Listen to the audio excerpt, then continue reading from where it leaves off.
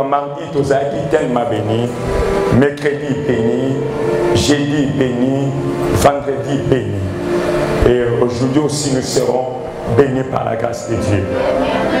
Je pense que c'est qui dans Ésaïe 14, verset 24, c'est le thème de base de Zalaki. Qui peut me rappeler le thème de base de Nabiso? Maman chante le thème de base des animes. Le thème de Nabiso, une semaine, Ezakini.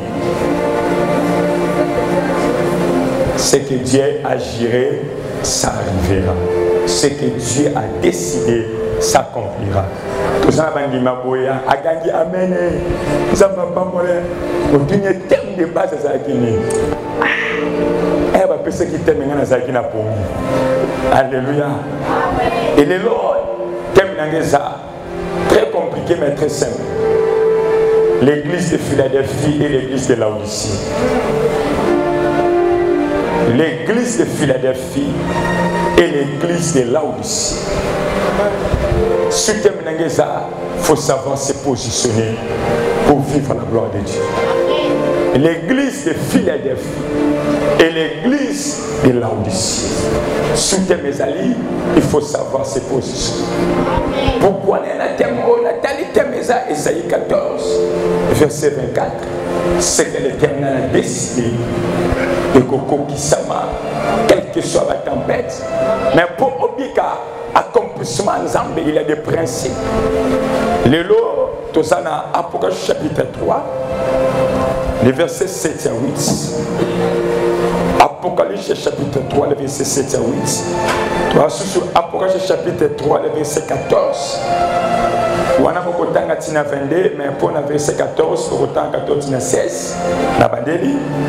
Apocalypse chapitre 3, Mukande Asukaya Biblia, verset 7 à 8. Là, on parle ici de l'église de Philadelphie. Apocalypse chapitre 3, verset 14 jusqu'au verset 16, jusqu'au 22. Là, on parle ici de l'église de Laodicée. Tu fais la Bible en abisso, ou fais la Bible en ayo, tu tires les petits honorés par l'ensemble. D'abord, tu vas dans Apocalypse chapitre 3, le verset 7 à 8. Amen.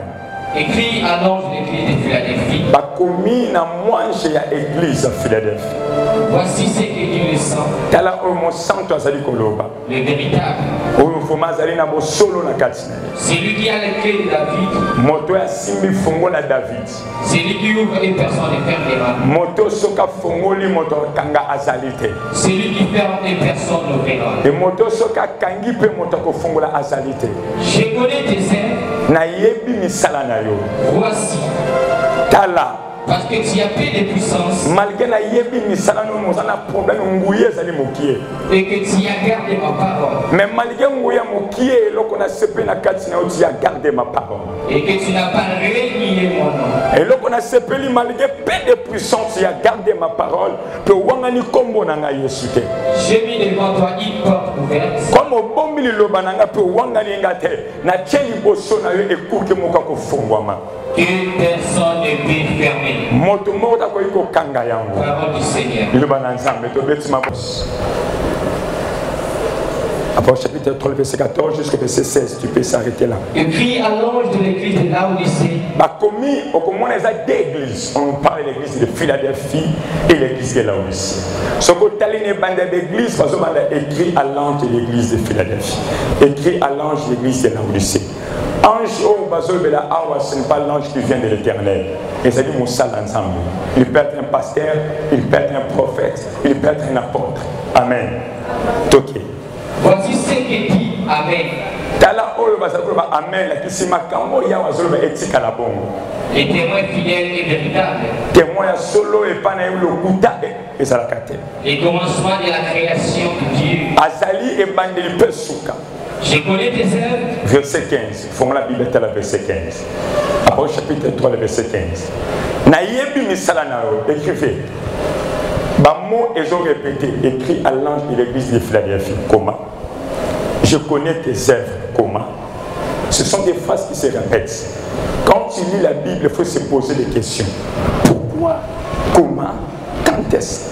Pourquoi? Il faut regarder comment? Pourquoi? Quand tu vois quelqu'un quelque chose, si tu veux comprendre très bien la Bible, quand il faut se poser des questions, parce que la Bible a des yeux, la Bible a des pieds, la Bible parle. Alléluia. Verset 15, je connais tes œuvres. Que tu es ni froid ni brillant. Ozali ni chaud, ni froid. C'est que Azali ni moto. On a église ya Laodicée. Et cette église waza ni bouillon. Moi, forme ya moi ya moto muki exact. Baza ni chaud ni moto. C'est-à-dire qu'en bref, église à Laodicée, bazoye va la forme té.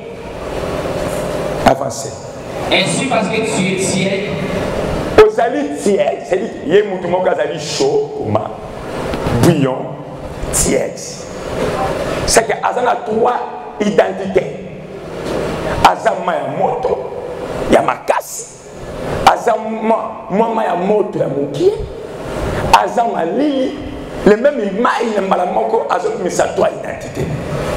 Par là, il veut dire quoi? Ce sont des genres de chrétiens. Tous les chrétiens ont formé et ils ont il y a une église qui est intercesseur. Dans le quartier, dans le quartier, Azali.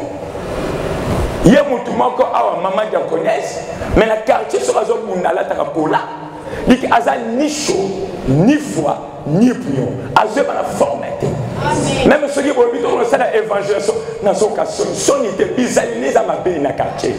Il y a un Azali va la quartier, mais va la former. Il y a un Azali maman, Azali Alléluia. Avancez. Et que tu es ni froid ni bouillant, je te vomirai de ma bouche. Comme nous avons la forme de notre Nzambe, nous avons mon nom pour Nangai, Peta Mabokami. Attendez pour la parole de Dieu. Nabangi matia Nangai. Pour l'obi na yo makambo Nzambe na vino ekokisama, il faut savoir se positionner. Oyebi batu batalaka match, bakosa la kufa, batu nyonso ba sauter. Ko sauter c'est synonyme à kobeta balete. Okoki ko sauter, obetite. Kaka muto a se positionner na direction ya ballon, c'est lui qui est dans la ngouya kobeta coup de tête. Dit na toma lelo pour une église ça bien. Mais pour se positionner devant la présence de Dieu, c'est très important. Tu peux venir ici, mais ce qui s'est positionné, on peut rater les pamoli. Il y a une grande différence entre de venir dans l'église et être dans la clique. Église est à sainteté, église est à munda, église est à bâtiment, mais clique est à sainteté, clique est à bâtiment. Clique est allé motoyer mon cas de développer une intimité dans l'ensemble. C'est ça rendre la clique à Dieu. Na lingina pourquoi le ose na tombe le ose en église mais ça na clique. Alléluia. Si on a clique c'est bien aimé au commun à ange. Et on dit ensemble sur Pierre, Jean-Jacques. Bah on se bat que prière. Mais les seules personnes à qui n'a clique c'était Pierre. C'est pour ça que Pierre a vu Élie et Moïse. Pourquoi le problème ce n'est pas aller à la montagne. Mais le vrai problème, après savoir il y a comme la ngomba, est-ce que tu es connecté? Est-ce que tu es branché? Et on a tout mal dans ce qu'on a vu là. Si tu veux être béni, sois connecté. Sois connecté. Bateau Bagami église, ceux qui s'intéressent à Yembate. Bachanta va sainter. Mais dans la bachanta il y a un synthèse à la témoin à sa crise comme le roi David. David a mon arche zone en Israël. Abandi ko bina matcha Jésus tina point roi so fou comme moi sinaye Michael moi na Saoul a dit comment un roi peut danser comme ça? Non, moi si propre, et la Bible dit à cause de moi, c'est David à Salaki, nous avons frappé moi si on a une stérilité. Si à Koufa, à Botata monate, pourquoi? Parce que David a compris, non, Nasa roi est Israël. Mais quand, et comme il m'a adoré Nzambé, Nasa roi terre, je deviens un adorateur, je deviens un serviteur, je deviens un esclave. Alléluia. L'église de Philadelphie et l'église de Laodicée.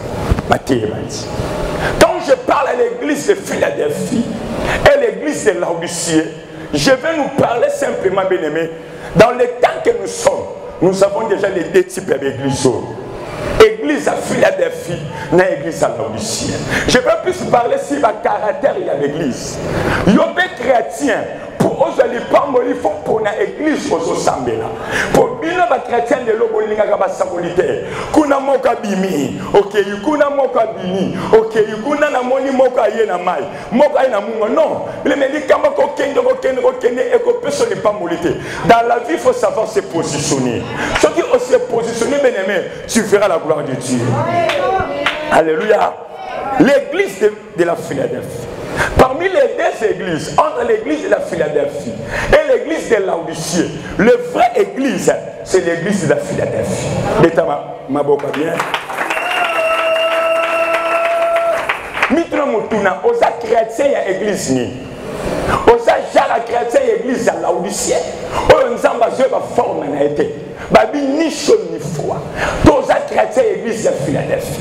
L'église de la Philadelphie, c'est la 6e église de l'Apocalypse. L'église de Laodicée, c'est la 7e église de l'Apocalypse. En bref, c'est la dernière église. Pour le moment, dans ma belle, on a deux types d'églises. L'église de la Philadelphie et l'église de Laodicée. Église nion ces églises, il y a aucune détail. Église nion ces églises, il y a colandate. Est-ce que je peux avancer? Bêta ma boca bien. Bible zoba Moïse à l'âge de 3 mois et demi. L'enfant a commencé à pleurer. Mais Pharaon, chose grave.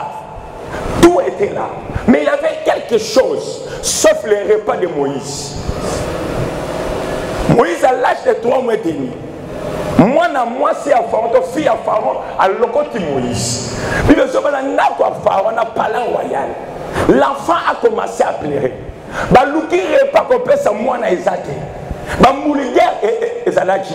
Ba charoma ezalaki. Ba ngombe ezalaki. Je veux dire quoi? Nous avons des églises. Malgré bâtiment ça, mais la semence qui donne la vie. La semence qui donne la vie ezate. Tout le monde n'était pas ya moisi. N'était pas ya mobile. Ba ngono so ba paipai. N'était pas ya moisi pour botta fleur. Mais il y a mon fleur. C'est que nous avons des églises fécondes et des églises stériles. Nous avons des églises au moto, à Zobon de la Amoni Zambé. Et si je vous prêche ça, parce qu'ici je viens Dieu. Bêta ma boca bien.